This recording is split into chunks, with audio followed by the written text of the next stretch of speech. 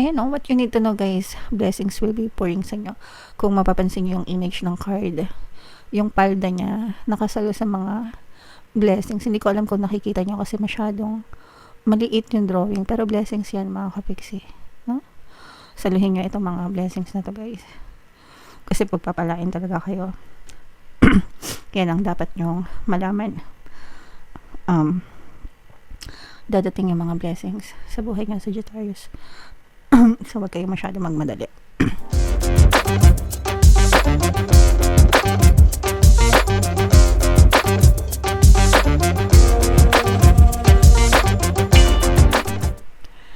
Hello guys, hello Sagittarius, welcome back to Pinoy Pixie Tarot. Ang pamagat ng episode natin for tonight is story mo ba to? Ito ay isang timeless reading mga kapiksi para sa Sagittarius, Sun, Moon, Rising Sign, and Venus.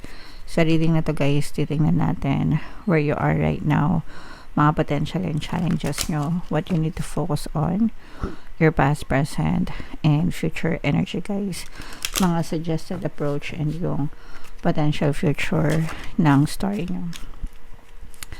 So, shuffle natin to guys. Hanapin natin yung energy ng Sagittarius.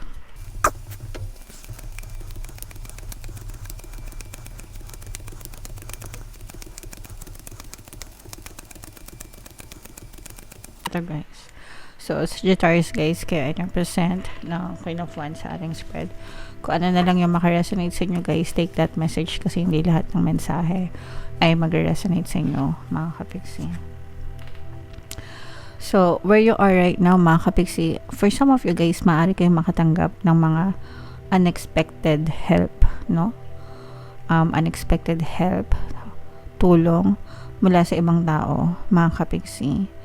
And for some of you naman, parang meron kayong gustong mangyari sa buhay nyo na parang medyo nagmamadali kayo. Sabihin na natin na medyo naaatat kayo guys, no?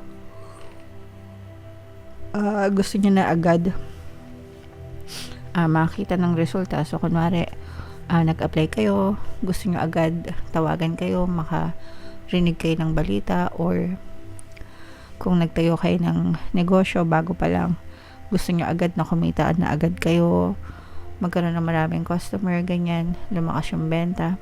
So parang medyo nagmamadali kayo guys, no? Medyo may konting urgency, no, sa puso nyo.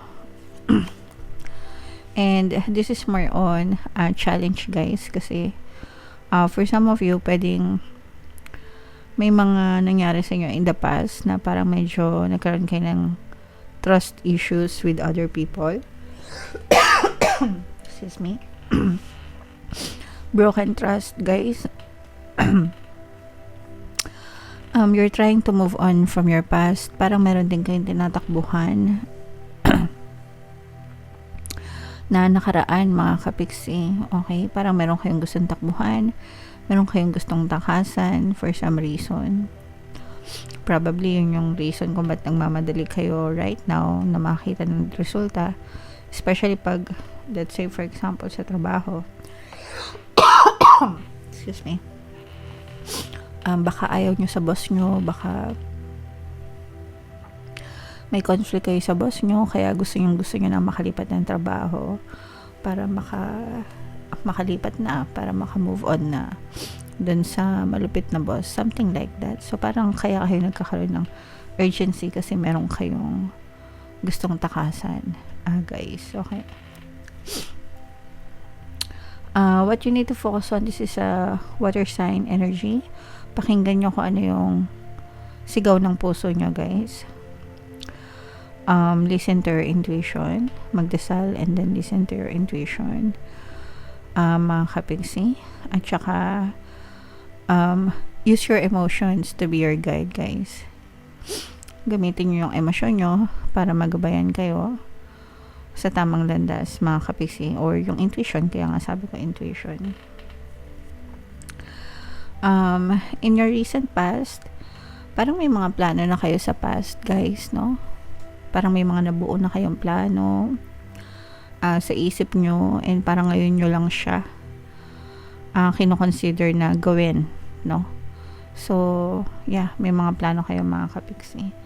Maganda yon na nagpaplano kayo kasi kapag may plano, mas malinaw sa inyo yung mga susunod na steps na pwede nyo gawin sa buhay nyo. And this is your strength, guys. No, this is a fire sign energy. Gusto nyo pang may marating sa buhay. May mga ambisyon pa kayo. Meron pa kayong mga personal, no, na gustong ma-achieve sa buhay nyo. And that's your greatest strength, guys. Kumbaga parang, and this is your energy too, no, Sagittarius. Ikaw yung greatest strength mo, yung pagkatao mo, yung dignidad mo, ikaw mismo.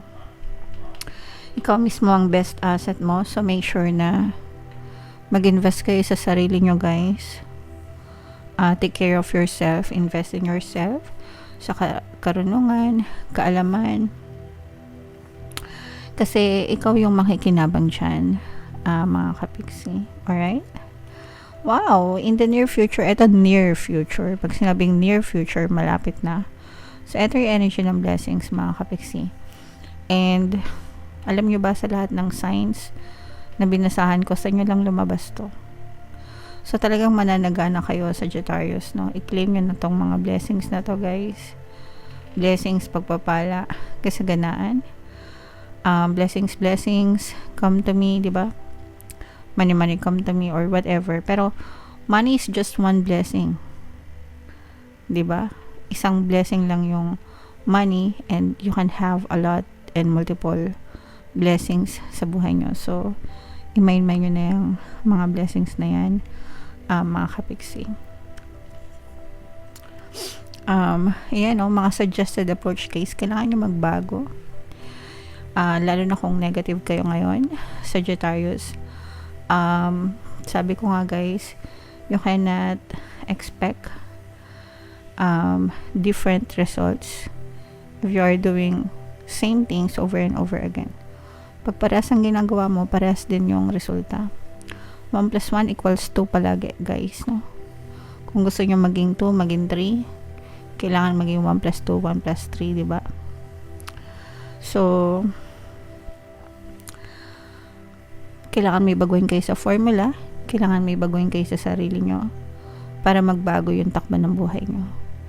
So, wag kayo maging nega. Kung araw-araw sa buhay nyo, nega kayo. Kung araw-araw sa buhay nyo, nagre-reklamo kayo. Kung araw-araw excuse me, guys. Ayan. Pasensya na kayo, guys, kasi inuubo pa talaga tayo. So, may mga times na kapag nagsasalita ako, bigla ako inaatake ng ubo. Pasensya na kayo, guys. But yeah, yun yung suggested approach sa inyo. Kailangan nyo magbago, mga kapiksi. Okay? Ayan, no? What you need to know, guys, blessings will be pouring sa inyo. Kung mapapansin nyo yung image ng card, yung palda niya, nakasalo sa mga blessings. Hindi ko alam kung nakikita nyo kasi masyadong maliit yung drawing. Pero blessings yan, mga kapiksi. No? Saluhin nyo itong mga blessings na to, guys. Kasi pagpapalain talaga kayo. Yan ang dapat nyo malaman. Dadating yung mga blessings sa buhay nga, Sagittarius. So, wag kayo masyado magmadali. Kalma lang. Kalma.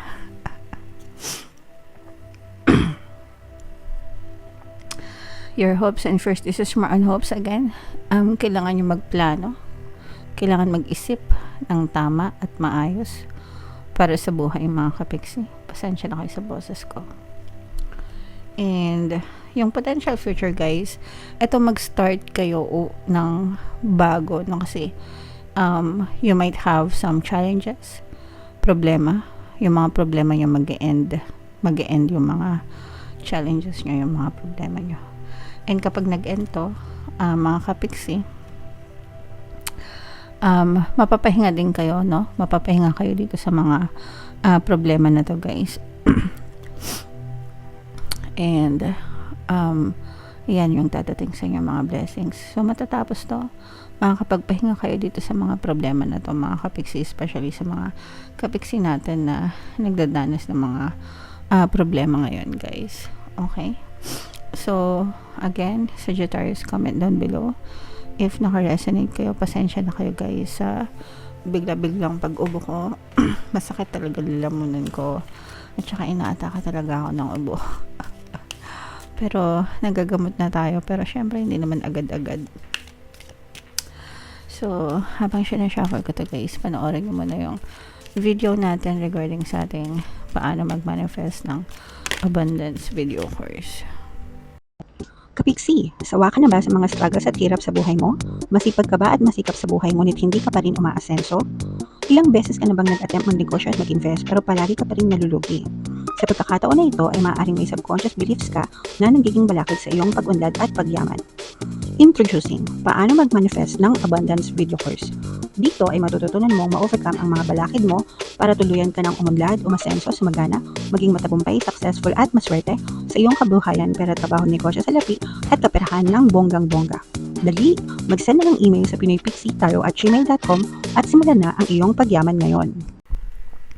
Alright, so sa lahat ng gusto mag-avail ng course guys, naka-flash sa screen nyo. Una, meron tayong paano mag-manifest ng abundance video course. Meron din tayong paano mawala ang third party at magkaroon ng harmonious na relationship. And meron din tayong paano pabalikin si ex-device breakup. Sa mga interesado guys, mag-send lang kayo ng email sa pinoypixie@gmail.com. So, eto guys yung additional message para sa inyo. Blossoming, ibig sabihin ng blossoming guys, namumukadkad, okay? You are just getting started, so have patience with yourself and the process. Do not give up. Nagsisimula pa lang kayo sa buhay nyo mga kapiksi. Huwag kayong mag-give up hanggang hindi nyo natatamasa itong mga blessings na to kasi talagang ibibigay yan sa inyo guys. No? Pagpapalain talaga ang inyong buhay. Sagittarius, hindi ko alam kung nararamdaman nyo yung energy. Pero ramdam na ramdam ko Sagittarius, kaya huwag kayong susuko guys. Don't give up. Makinig kayo ng mga subliminals ko. Sakit na ng boses ko. Anyway guys, comment down below if naka-resonate kayo. I-mind nyo na itong mga blessings na to mga kapiksi. And for more tarot readings, ito yung playlist nyo. Ito naman yung ating success stories ng paano mag-manifest ng abundance video course. Click here to subscribe guys. Thank you for liking, sharing, and subscribing. See you next time. I love you all. Have a nice day. Bye bye.